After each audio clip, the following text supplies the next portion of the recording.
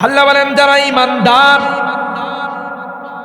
পাশাপাশি যারা নেককার করে নেক আমল করে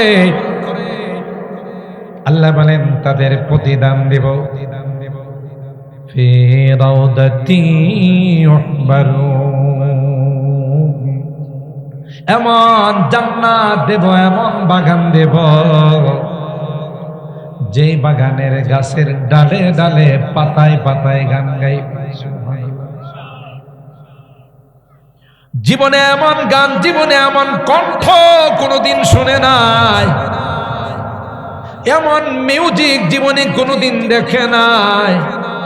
আল্লাহ কয় যুবক গানের পাগল হবি না, আমি তোর জন্য এমন সুন্দর গানের ব্যবস্থা করে দিব যুবক, যে গান তোমার জীবনে তুমি কোনোদিন শোনো না। শুধু তাই নাই, পয়গম্বর কিয়ামতের কঠিন ময়দানে সূর্যটা যখন মাথার উপর চলে আসবে, জমিনটা যখন তামা হয়ে যাবে, এক গ্লাস পানির জন্য হাহাকার চলতে থাকবে, কলিজা ফাইটা যাবে। সূর্যটা মাথার উপর, যদি এক গ্লাস পানি পাওয়া যায় তাইলে কেমন যেন কলিজাটা শীতল হবে। ও ভাই, দুনিয়ার জমিনটা তো মাটি, নিচে ঠান্ডা লাগে, কিন্তু কিয়ামতের ময়দানের জমিনটা মাটি থাকবে না, তামা হবে। তামার পাওয়ার হলো একদিকে যে পরিমাণ হিট হয়, অপর দিকে সম পরিমাণ হিট হয়। ওই কঠিন ময়দানে সকল নবীরা নফসি নফসি বলবে, লাস্তু হুনাকা বলবে, কোন ছায়া থাকবে না, একমাত্র কেবলমাত্র আল্লাহর আরশে আজিমের ছায়া। আল্লাহর হাবিব বলেন, সাবাতুন ইউযিল্লুহুমুল্লাহু ফি যিল্লিহি ইয়াওমা লা যিল্লা ইল্লা যিল্লুহু, ইমামুন আদিল। এক নাম্বার ব্যক্তি যারা আল্লাহর আরশে আজিমের নিচে ছায়া পাবে, যারা রাষ্ট্রীয় কর্ণধার হয়, এমপি হয়, মন্ত্রী হয়, চেয়ারম্যান হয়, কাউন্সিলর হয়, এরা যদি নেককার হয়ে যায়, এরা যদি দিনদার হয়ে যায়, তাইলে কি সমাজে কোনো দুর্নীতি চলবে? চাঁদাবাজি, বিভিন্ন রকমের জুলুম ডাকাতি চলবে? আল্লাহ ডাক দিয়া কয়, কিয়ামতের কঠিন ময়দানে আমি আল্লাহ এমন নেই পরায়ণ ব্যক্তিদেরকে আমার আরশে আজিমের নিচে ছায়া দেব। ঠিক তদ্রূপ সামাজিক দরবার শাদী যারা করে, বিভিন্ন গন্ডগোল যারা মিঠায়, উভয় পক্ষের মধ্যে সালিশ করে, মেড্ডা তো বোধহয় এরকমের সালিশ হয় না, এরকমের আমাদের নেতা কর্মীরা আছে না নাই? যদিও এখন আর ওই ন্যায় বিচার পাওয়া যায় না, আগে যেমন আল্লাহর ভয় নিয়ে বিচার আচার করবে, এখন বান্ডিল দিলে আওয়াজ পরিবর্তন, ঠিক কিনা বলে? আগের রাত্রে যদি সুরমা কালারের বান্ডিল বিনিময় করা যায়, সবুজ কালারের বান্ডিল দেওয়া যায়, মাতবর সাহেবের পরের দিনের আওয়াজই ভিন্ন হয়ে যায়। আমি অনেক বয়ানে বলি, আল্লামা কামালউদ্দিন দামিরি রাহমাতুল্লাহি আলাইহি কিতাবের মধ্যে লিখেন যে দেশে, যে সমাজে ইনসাফ না, ন্যায় বিচার না, ওই সমাজে আল্লাহর মাখলুক সুকুন বসবাস করে। এখন আছে, আগে ছিল না, ছিল। বুঝা গেল ন্যায় বিচার নাই, ন্যায় বিচার ডুকরে ডুকরে কাঁদে। যাদের উপরে জুলুম করা হয়, যাদের উপর অন্যায় করা হয়, এরা মজলুম হয়ে নির্যাতিত, হাত তুলে মালিকের কাছে কয়, আল্লাহ বিচারটা পাইলাম না, আমার উপর জুলুম করা হলো, তোমার আদালতে বিচার দিলাম। আল্লাহর কসম, হাত তুলতে দেরি হয়, ওই হাত আল্লাহর আরশ পর্যন্ত যাইতে দেরি হয় না। এই জন্য হাদিসের মধ্যে আছে, ইত্তাকি দাওয়াতাল মাজলুম ফাইন্নাহু লাইসা বাইনাহু ওয়া বাইনাল্লাহি হিজাব। মাজলুমের বদদুয়া থেকে বাঁচো, কষ্ট দিও না, জুলুম কইরো না। মাজলুম যখন বদদুয়া করে আল্লাহর আরশের মধ্যে ধাক্কা লাগায়, যত পাওয়ারফুল ব্যক্তি হোক, সব সেনাবাহিনী, সব পুলিশ রে চিতা কোবরা হাতে থাকার পরেও 40 মিনিট সময় পায়। রাগ করতেছেন মানে? জুলুম আল্লাহ বরদাস্ত করে না, কথা বলেন ঠিক কিনা? বহুত তালিব খুদা মিলতা শিকস্তা দিল नहीं मिलता, बहुत तालिब खुदा मिलता शिकस्ता दिल नहीं मिलता, शिकस्ता दिल जैसे हासिल हकीकत में वही कामिल। ভঙ্গ হৃদয় নিয়ে নির্যাতিত নিপীড়িত হয়ে আল্লাহর কাছে হাত তুলতে দেরি হয়, আল্লাহর আরশের মধ্যে ধাক্কা লাগাইতে দেরি হয়। ঠিক কিনা বলে? এই জন্য আল্লাহ পাক বলেন, ও হাবিব জানিয়ে দেন, ন্যায় পরায়ণ বাদশা যারা হবে, নেতা যারা হবে, আমি আল্লাহ তাকে আরশে আজিমের নিচে ছায়া দেব। 2 নম্বর হলো ওয়াশাবুন নাশাআ ফি ইবাদাতিল্লাহ, যেই যুবক যৌবনকালটা ইবাদতের মধ্যে কাটে, বেহুদা সময় নষ্ট করে নাই, নারীর পিছনে পড়ে নাই, প্রেমিকার পিছনে সময় নষ্ট করে নাই, হিন্দি গান শুনে জীবনটাকে বরবাদ করে নাই, আনন্দ আর ফুর্তির মধ্যে জীবনটা নষ্ট করে দেয় নাই। যুবক যৌবনকালটা ইবাদতের মধ্যে কাটাইছে, যুবক কোনদিন কোনো গুনাহ করে নাই, নাফরমানি করে নাই। আর ভাইরা, আল্লাহর হাবিব ডাক দেয়া কয়, যুবক কিয়ামতের কঠিন ময়দানে আল্লাহ পাক তোমাকে ও আরশে আজিমের নিচে ছায়া দিবে। 3 নম্বর হলো যে ব্যক্তি মসজিদের সাথে সম্পর্ক রাখে। 4 নম্বর হলো যে ব্যক্তি গুনার কথা মনে করে খালি রুমে গিয়ে তাওবা করে আর চোখের পানিগুলো ছেড়ে আল্লাহর কাছে কান্না করে, এ মালিক বুঝতে পারি না, অন্যায় করে ফেলছি, মাফ করে দাও, ক্ষমা করে দাও। হাত তুলতে দেরি হয়, আল্লাহ তার জীবনের গুনাহগুলো মাফ করতে দেরি হয় না। আর হারাপ 1 নাম্বার, যারা ইমানদার নেককার, যারা আল্লাহকে ভয় করে, আল্লাহ তাদের জন্য সুন্দর জান্নাত দিবেন।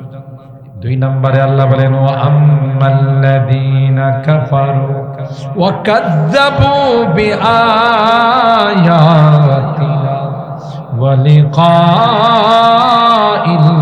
আখিরা ফাউলাইকা ফিল আযাবি মুহদারুন। শয়তানের দলের যারা হয়, নফসে আম্মারার পক্ষে যারা হয়, আল্লাহর আয়াতগুলোকে অস্বীকার করে, মৃত্যুর উপরে যে আল্লাহর সঙ্গে দেখা হবে এটা মানে না। এরকম লোক আছে না? কি কয়, খাও দাও ফুর্তি করো, এ কথা বলে মিছিল করে, আনন্দ করে, অথচ মৃত্যুর পরে অনন্ত অসীম কালের জীবন শুরু হয়ে যাবে। আস ইবনে ওয়াইল আল্লাহর হাবিবের সামনে পুরাতন হাড্ডি নিয়ে এই কাফের বেঈমান আল্লাহর নবীকে ডাক দেয়া কয় ক্বালা মাইয়ুহিল ইযামা ওয়া হিয়া রামীম। এ মুহাম্মদ, এই পুরাতন হাড্ডিটা কে জিন্দা করবে, কে বানাবে? আল্লাহ ডাক দেয়া কয় হাবিব আমার, এই বদবখত বদনসিব শয়তানকে আপনি বলে দেন হাড্ডিটার যখন অস্তিত্ব ছিল না, যিনি বানাইছে, এখন মেরামত করা তার জন্য কোনো ব্যাপার নয়। ঠিক কিনা বলেন? যারা ইমানদার হয়ে গেছে তাদের বিরুদ্ধে স্টিম রোলার চালাইছে, ঠিক কিনা বলেন? অকথ্য নির্যাতন চালাইছে। হযরত বেলাল আবিসিনিয়া থেকে গোলাম ছিল, খবর পায় আসছে আল্লাহর নবীর উপর ঈমান নিয়ে আসছে। বেলালের মুনিব উমাইয়া, হযরত বেলাল যখন ঈমানদার হয়ে গেছে, উত্তপ্ত বালুর মধ্যে শুয়াইয়া বেলালের সিনার মধ্যে পাথর দিয়া কমবক্ত উমাইয়া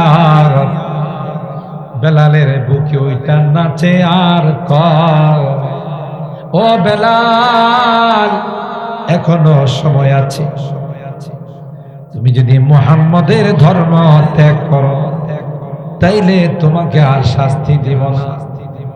হযরত বেলাল ইমানদার হওয়ার কারণে বারবার চাবুক দিয়া বেলালের চেহারার মধ্যে উমাইয়া আঘাত করে। হজ উমরা করতে গেলে এখনো দেখবেন নিগ্রু জাতি, কালো জাতি যারা আসে, তাদের কপালের মধ্যে, গালের মধ্যে 3টা চাবুকের দাগ আছে। কথা কয় না। আমি নিজেও যখন দেখলাম কিতাবের মধ্যে আসে হযরতে বেলালকে যখন চাবুক মারিছিল, আল্লাহ পাক কয় বেলাল, তোমার চেহারারই দাগ দাগ কিয়ামত পর্যন্ত যারা তোমার বংশের আসবে, আমি আল্লাহ তাদের চেহারার মধ্যে দাগটা বসাই দিই।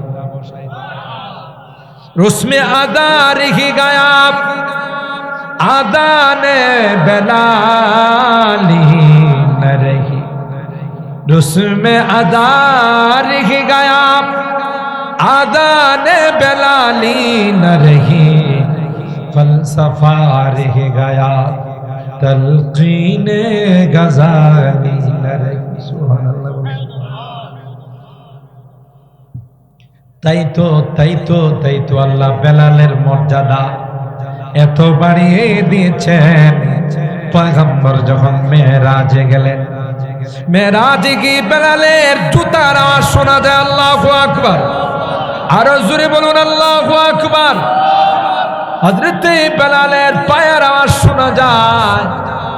জিবরাইলকে কয় ভাই জিবরাইল, আওয়াজটা তো বেলালের আওয়াজের মতো। আপন মানুষ যদি হাঁটে গো, দূরে থেকে বোঝা যায় কার পায়ের আওয়াজ। হযরত জিবরাইল কয় পয়গম্বর, আর কাহার আওয়াজ নয়, এটা আপনার সাহাবী, আপনার মুয়াজ্জিন বেলালের আওয়াজ। একদিন যদি মসজিদে নববীতে বেলালের আযান না হয়, জিবরাইল আমিন আয়েশা কয় পয়গম্বর, আজকে মসজিদে নববীতে আযান হয় নাই। আল্লাহু আকবার। কহা আযান তো হয়েছে। কই ওই আযান হয় নাই যে আযানের আওয়াজ জমিন থেকে আল্লাহর আরশ পর্যন্ত যায়। কি পাক! উমাইয়া হযরত বেলালকে মারে, আর বেলালকে বলে এখনো সময় আছে বেলাল, মুখ থেকে আল্লাহর নাম ফেলে দাও। বেলাল ডাক দেয়া কই মগা বুঝবি না, এই নামের মধ্যে যে কি মজা, সুবহানাল্লাহ। अल्लाह अल्लाह क्या मजा मुर्शिद के मैं खाने में है, अल्लाह अल्लाह क्या मजा मुर्शिद के मैं खाने में है। दोनों आलम की हकीकत एक पे मैंने में है, दोनों आलम की हकीकत एक पे मैंने में है। और हरब हजरत बेलाल कয় না না, আমি এক বেলাল কেন, হাজার বেলালের জান যাইতে পারে, হাজার বেলাল কলমার তরে শাহাদত বরণ করতে পারে, কিন্তু না না, আহাদ শব্দ আমার জুবান থেকে কোনোদিন যাইতে পারে না। शमा में हिम्मत कहा जो तेरे परवानों में है, शमा में हिम्मत कहा जो तेरे परवानों में है। लुत्फ जीने में नहीं, जल जल के मर जाने में है, लुत्फ जीने में नहीं, जल जल के मर जाने। তুমি জানো না ইমানের মধ্যে যে তাকত আর কওয়াত আছে, গোটা বিশ্ব মিলে যদি চেষ্টা করে এই কওয়াত আর শক্তিকে কেউ স্তব্ধ করতে পারে। সরাসরি দায়িত্ব নিচ্ছেন কে? অভিভাবককে। কেউ কি বল প্রয়োগ করা কিছু করতে পারবে? ইমানি তাকত, ইমান শক্তির সামনে কেউ দাঁড়াইতে পারে না। দেওবন্দ মাদ্রাসার বিরুদ্ধে ভারতের আকাটা নরেন্দ্র মোদী ষড়যন্ত্র করছে, সাথে সাথে গোটা দেশ তার বিরুদ্ধে স্লোগান দেওয়া শুরু করছে। কথা বলেন ঠিক কিনা? কারণ এই আকাটা জানে না এটা দেওবন্দ না, এটা রওজায়ে পাকের সাথে সম্পর্ক। ঠিক না বেটি? जो शम्ह यकीन रोशन है यहाँ, वो शम्ह हरम का परतव है। এখান থেকে যে আলোটা জ্বলতেছে তুমি মনে করো না তোমার কুপির আলো, হারিকেনের এই আলো আসতেছে রওজায়ে পাকে।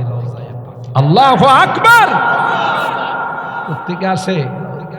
जो शम्ह यकीन रोशन है यहाँ, वो शम्ह हरम का परतव है। इस बज़्म वली वल्लाही में, इस बज़्म वली वल्लाही में तनवीर नबुव्वत की ज़ौ है। इल्म हुनर का गहवारा, तारीख का से पारा है। हर निहाय के सोना है, हर शल्वा यहाँ में नारा है। खुद साक़ी कौसर नरा की, मैं खाने की बुनियाद यहाँ। लाइट सरकारे तो आलम नबी की, अल्लाह अपनी लाइट जान, और ये लाइटेर जिम्मेदार स्वयं আমি আল্লাহ সুবহানাল্লাহ। खुद साक़ी कौसर ने राखी, मैं खाने की बुनियाद यहाँ। तारीख मुरातब करती है, तारीख मुरातब करती है। दीवानों की रौदादिया, इल्म हुनर का गहवारा, कबों से पारा हर फूल हाय के शोला है हर सर्वा यहाँ में नारा।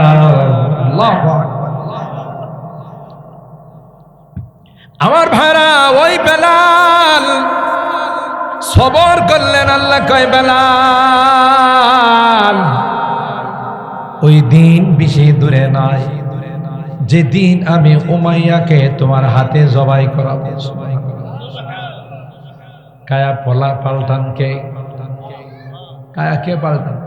चाहे तू इशारों से अपने काया ही पलट दे दुनिया की। दुनियार काया परिवर्तन करार क्षमता के रखे? चाहे तू इशारों से अपने काया ही पलट दे दुनिया की। ये शान है खिदमतगारों की, ये शान है खिदमतगारों की। गुलजार का आलम क्या होगा जब हुस्न था उनका जलवा नुमा। अनवार का आलम क्या होगा हर कोई फिदा है बिन देखे दीदार का आलम क्या होगा।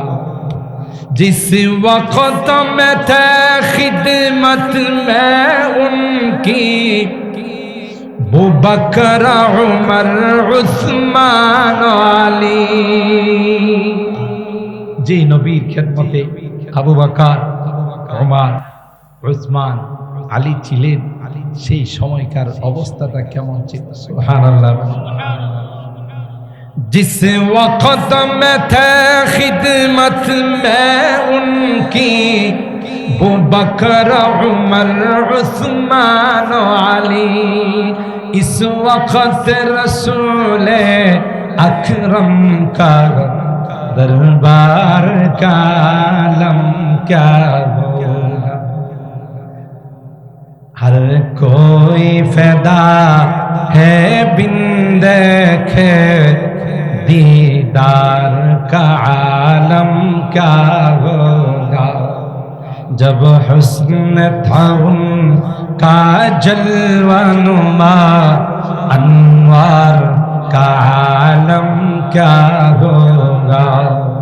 हर कोई फिदा है बिन देखे दीदार का आलम क्या होगा। मेराज की सब हक मिलने व अर्श मुअल्ला पर पहुँचे। तार हबीब के अल्लाह निये गेलेन আসন জান্নাত জাহান্নাম আরশ কুরসি লৌহ কলম সব দেখায়া আমি আল্লাহ আপনাকে আবার ফেরত পাঠাবো। সুবহানাল্লাহ। मेराज की सब हक मिलने व अर्श मुअल्ला पर पहुँचे। रफ्तार का आलम क्या होगा, रफ्तार का आलम क्या होगा, रफ्तार का आलम क्या होगा। जब हुस्न था उनका जलवा नुमा अनवार का आलम क्या होगा। हर कोई फिदा है बिन देखे दीदार का आलम क्या होगा। আর হারাব উমাইয়া যখন বদরের যুদ্ধে আবু জাহেলের সঙ্গে যুদ্ধ করার জন্য মুসলমানদেরকে শেষ করে দেওয়ার জন্য হযরত বেলাল দূরে থেকে দেখে বদমাশ আসছে। আল্লাহু আকবার। হযরতে বেলাল সাহাবায়ে কেরামদেরকে ডাক দেয়া বলেন, ইয়া আল আনসার লা নাজাউতু ইন নাজা উমাইয়া, আজকের দিনে যদি উমাইয়া আমার হাত থেকে বেঁচে যায় তাইলে আমার বেঁচে থাকার কোনো অর্থ নাই। তোমরা কে কোথায় আছো? উমাইয়াকে আমার তলোয়ার দেয়া যায়। হযরতে বেলাল তলোয়ার চালায়া উমাইয়াকে বলো, বলো তো দেখি আমার বুকের মধ্যে তুমি নাচছিলা, এখন কার হাতে? আল্লাহু আকবার। ক্ষমতা এখন কার হাতে? আল্লাহ বেলালের হাতে দিয়ে দিয়েছে। কথা বলেন ঠিক কি? সেজন্য মাস্তানি করতে নাই, এক মাগে শীত যায় না। কথা বলেন ঠিক কি? এই তিতাস পাড়ার মানুষ, দুনিয়ার জিন্দেগিটা ক্ষণস্থায়ী, যে যত বাহাদুরি করুক কেউ থাকতে পারবে না। তার পাওয়ার একদিন লেস হয়ে যাবে, স্বর্ণের কোটায় চলে যাবে। প্রাইম মিনিস্টার হোক, প্রেসিডেন্ট হোক, জাতিসংঘের উপরে সবার একটাই, সেটা হলো লাশ। নাকি চেয়ারম্যান কয়ে ডাক দিল, কাউন্সিলর কয়ে ডাক দিল, প্রেসিডেন্ট কয়ে ডাক দিল। কিসের বাহাদুর, কিসের মাস্তানি? না, জীবনটাকে শুধরাও, আল্লাহকে ভালোবাসো, আল্লাহর দ্বীনকে ভালোবাসো, মসজিদকে ভালোবাসো। যেদিন কিয়ামত হয়ে যাবে, ইসরাফিল আলাইহিস সালাম সিংহায় ফুৎকার দিবে, সব তুলার মতো উঠতে থাকবে, মসজিদগুলো ফানা হবে। সুবহানাল্লাহ কবেন না? রেলগাড়ির মতো সমস্ত মসজিদগুলো কুচ হইয়া, বগি হইয়া, ইঞ্জিন খানায় কাবার সঙ্গে লেগে যাবে। আরো আসতে সুবহানাল্লাহ, ইঞ্জিন খানায় কাবার সাথে লেগে যাবে। কুচগুলোর মধ্যে যাত্রীর আসন থাকে না, নাকি খালি যা? যারা মসজিদকে ভালোবাসছে, মহব্বত করছে, মসজিদ বলবে আসো, প্রত্যেকে যার যার আসন গ্রহণ করছো। তোমরা আমার বাসিন্দা, তোমরা আমার প্যাসেঞ্জার, উঠো। তোমাদের কি নিয়ে আমি ইঞ্জিন খানায় কাবার সঙ্গে লেগেছি। খানায় কাবা ইঞ্জিন হয়ে গাড়ি চালু করবে, নন স্টপ চলতেই থাকবে, কোথাও কোনো বিরতি নাই, স্টপেজ নাই। সুজা জান্নাতের গেটে গেছে। আস্তে সুবহানাল্লাহ। আল্লাহ ডাক দিয়ে বলবে, আমার মসজিদের বাসিন্দারা, ওয়েলকাম, স্বাগত। ফেরেশতারা তাদেরকে স্বাগতম জানায়, আয়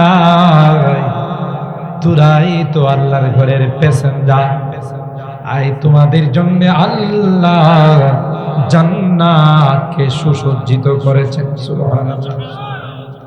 তোমাদের কোনো টেনশন নাই। ইন্নাল্লাযীনা ক্বালু রাব্বুনাল্লাহ সুম্মা ইসতাকামু তাতানাজ্জালু আলাইহিমুল মালায়েকা আল্লা তাখাফু ওয়া লা তাহজানু ওয়া আবশিরু বিল জান্নাতিল্লাতী কুনতুম তুআদুন। সুবহানাল্লাহ। শান্তি আর শান্তি। তাই মসজিদের সাথে ভালোবাসা রাখার দরকার আছে, মসজিদের সাথে মহব্বত রাখার দরকার আছে। আমি আয়েশা, আমার কলিজাটা বড় হয়ে গেছে।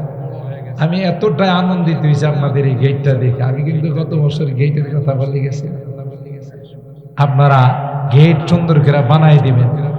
বলে তো তিতাস পাড়ার মানুষ তিতাসের গতিতে চলে। কথা বলেন ঠিক কিনা?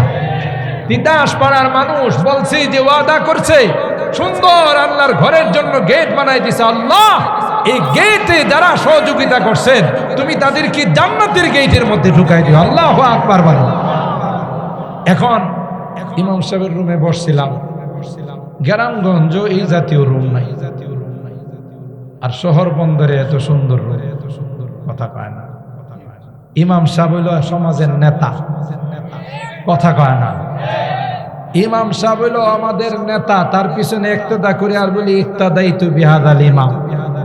হুজুর সব আপনার উপরে দিয়া দিলাম, ভালো মন্দ সব আপনার। কথা বলেন ঠিক কিনা? ইমাম সাহেবের রুমটা যদি সুন্দর না হয়, ইমাম সাহেব যদি ভোর রাত্রে উঠে কয় আল্লাহ একটা একটা করে সব মাইরা ফেলা হয়, তাহলে কেউ থাকবে? যদি ইমাম সাহেব এই বদদোয়া দিবে না, কিন্তু ইমাম সাহেবের রুমটা যদি সুন্দর হয়, ইমাম সাহেব খুশি হবেন না বেজার হবে? ধরে কয় না, খুশি হয়ে দোয়া করলে এই দোয়া কবুল না ফেরত কথা পায়। ওজুখানাটা যদি সুন্দর হয়, এতে আল্লাহ খুশি না বেজার? যত মানুষ উজু করবে, যত মানুষ উজু করবে, যত সওয়াব হবে। যারাই উজুখানাটা সুন্দর করছে তাদের আমল নামায় সওয়াব। সুবহানাল্লাহ। তাই আপনারা আমাকে ভালোবাসেন, মহব্বত করেন, এই জন্যে আপনাদের ডাকে প্রতি বছরে আমার ছোট ভাই